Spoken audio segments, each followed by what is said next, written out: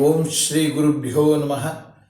ವಸುದೇವಸುತಂ ದೇವಂ ಕಂಸಚಾಣೂರಮರ್ದನಂ ದೇವಕೀ ಪರಮಾನಂದಂ ಕೃಷ್ಣಂ ವಂದೇ ಜಗದ್ಗುರು. ಪರಾತ್ಪರ ಯೂಟ್ಯೂಬ್ ಚಾನಲ್ನ ಎಲ್ಲ ವೀಕ್ಷಕರಿಗೆ ಮತ್ತೊಮ್ಮೆ ಸ್ವಾಗತ. ಹಿಂದಿನ ವಿಡಿಯೋದಲ್ಲಿ 12ನೇ ಅಧ್ಯಾಯ ಭಕ್ತಿಯೋಗದ ಕೊನೆಯ ಶ್ಲೋಕವನ್ನು ಹೇಳಿ ಪರಾಭವನಾಮ ಸಂವತ್ಸರದ ಶುಭಾಶಯಗಳು ಮತ್ತು ಆ ಸಂವತ್ಸರದ ಕೆಲವು ಸಂಕ್ಷಿಪ್ತ ಮಾಹಿತಿಯನ್ನು ಕೂಡ ತಮಗೆ ತಿಳಿಸಿದ್ದೆ.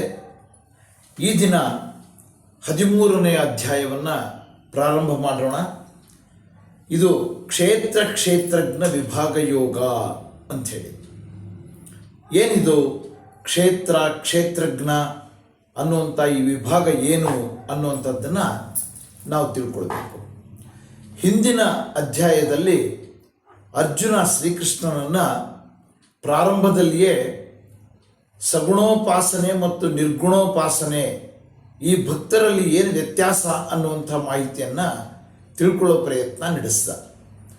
ಆಗ ಶ್ರೀಕೃಷ್ಣ ಸಗುಣೋಪಾಸನೆಯ ಬಗ್ಗೆನೇ ವಿವರವಾದ ಮಾಹಿತಿಯನ್ನು ಕೊಟ್ಟು ನಿರ್ಗುಣೋಪಾಸನದ ಬಗ್ಗೆ, ನಿರ್ಗುಣ ಭಕ್ತರ ಬಗ್ಗೆ ಕೆಲವು ಶ್ಲೋಕಗಳು, 4-5 ಶ್ಲೋಕಗಳಲ್ಲಿ ಮಾತ್ರ ಮಾಹಿತಿಯನ್ನು ತಿಳಿಸಿದ್ದ.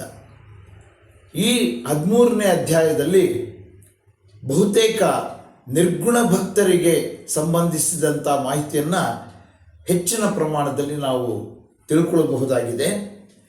ಆದ್ದರಿಂದ ಈ ಅಧ್ಯಾಯದಲ್ಲಿ ಏನನ್ನು ತಿಳಿಸ್ತಾನೆ ಭಗವಂತ ಅನ್ನುವಂಥದ್ದನ್ನು ನೋಡೋಣ. ಅಥ 13ೋऽಧ್ಯಾಯಃ ಕ್ಷೇತ್ರಜ್ಞ ವಿಭಾಗ ಯೋಗಃ. ಅಥ ಶ್ರೀ ಭಗವಾನುವಾಚ ಇದಂ ಶರೀರಂ ಕೌಂತೆಯ ಕ್ಷೇತ್ರಮಿತ್ಯಭಿಧೀಯತೆ ಏತದ್ಯೋ ವೇತ್ತಿ ತಂ ಪ್ರಾಹುಃ ಕ್ಷೇತ್ರಜ್ಞ ಇತಿ ತದ್ವಿದಃ. ಭಗವಂತ ಹೇಳ್ತಾ ಇದ್ದಾನೆ, ಏನು ಹೇ ಅರ್ಜುನ, ಈ ಶರೀರವನ್ನು ಕ್ಷೇತ್ರ ಅಂತ ಹೇಳ್ತಾರೆ ಮತ್ತು ಇದನ್ನು ತಿಳಿದವನನ್ನು ಕ್ಷೇತ್ರಜ್ಞ ಅಂತ ಹೇಳ್ತಾರೆ ಮತ್ತು ಇದು ಅನುಭವಶಾಲಿಗಳಾಗಿರ್ತಕ್ಕಂಥವ್ರು ಹೇಳ್ತಾರೆ, ಅನುಭವ ಇರ್ತಕ್ಕಂಥವ್ರು ಇದನ್ನು ಹೇಳ್ತಾರೆ ಅಂತ ಭಗವಂತ ಹೇಳ್ತಾ ಇದ್ದಾನೆ. ಶರೀರ ಅಂತಕ್ಕಂಥದ್ದು ಒಂದು ಕ್ಷೇತ್ರ ಅಂದರೆ ಒಂದು ಹೊಲ ಅಂತ ಇಟ್ಕೋಬೋದು ಅಥವಾ ಒಂದು ಮನೆ ಅಂತ ಇಟ್ಕೋಬೋದು. ಆ ಹೊಲದಲ್ಲಿ ಜೀವಿ ಅಂತಕ್ಕಂಥವನು ಸೇರಿ ತನಗೆ ಬೇಕಾದಂಥ ಬೆಳೆಯನ್ನು ಬೆಳೀತಾನೆ ಅಥವಾ ತಾನು ವಾಸ ಮಾಡ್ತಾನೆ. ಅವನೇ, ಈ ಶರೀರವೇ ಅವನಲ್ಲ, ಶರೀರವೂ ಬೇರೆ, ಅದರೊಳಗಿರ್ತಕ್ಕಂಥ ಜೀವಿನೇ ಬೇರೆ. ಅದನ್ನು ಕ್ಷೇತ್ರ ಮತ್ತು ಕ್ಷೇತ್ರಜ್ಞ ಅಂತ ಕರೆದಿದ್ದಾರೆ. ರೈತ ಹೊಲದಲ್ಲಿ ತನಗೆ ಬೇಕಾದಂಥ ಬೆಳೆಯನ್ನು ಬೆಳೀತಾನೆ, ಕ್ಷೇತ್ರಜ್ಞ ಅವನು.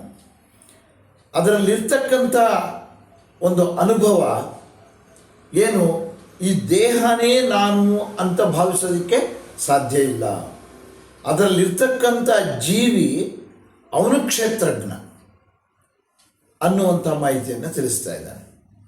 ಮತ್ತೆ ಮುಂದುವರೆದು ಕ್ಷೇತ್ರಜ್ಞಂ ಚಾಪಿ ಮಾಂ ವಿದ್ಧಿ ಸರ್ವಕ್ಷೇತ್ರೇಷು ಭಾರತ ಕ್ಷೇತ್ರಜ್ಞಯೋರ್ಜ್ಞಾನಂ ಯತ್ತ ಜ್ಞಾನಂ ಮತಂ ಮಮ ಅಂತ ಹೇಳಿದ. ಮುಂದುವರೆದು ಮತ್ತೆ ಅರ್ಜುನನನ್ನು ಕುರಿತಾಗಿ, ಹೇ ಅರ್ಜುನ, ಎಲ್ಲ ಕ್ಷೇತ್ರಗಳಲ್ಲಿಯೂ ಕೂಡ ಇರುವ ಕ್ಷೇತ್ರಜ್ಞ ನಾನೇ ಅಂತ ಹೇಳ್ತಾ ಇದ್ದಾನೆ. ಈಗ ಆ ಜೀವಿ ಅನ್ನುವಂಥದ್ದು ಕ್ಷೇತ್ರಜ್ಞನಾಗಿದ್ದರೂ ಕೂಡ ಅದಕ್ಕೆ ಪ್ರೇರಣಾ ಶಕ್ತಿ ಕೊಡ್ತಕ್ಕಂಥವನು ಭಗವಂತ.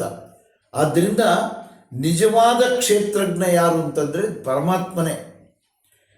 ಕ್ಷೇತ್ರಜ್ಞ ನಾನೇ ಅಂತ ಹೇಳ್ತಾ ಇದ್ದಾನೆ ಭಗವಂತ. ಕ್ಷೇತ್ರಜ್ಞರನ್ನು ವಿಭಾಗ ಮಾಡಿ ತಿಳಿದುಕೊಳ್ತಕ್ಕಂಥ ಜ್ಞಾನ ಇದೆಯಲ್ಲ, ಆ ಜ್ಞಾನ ಅನ್ನುವಂಥದ್ದು ಶ್ರೇಷ್ಠವಾದ್ದು, ಅದು ನಿಜವಾದದ್ದು.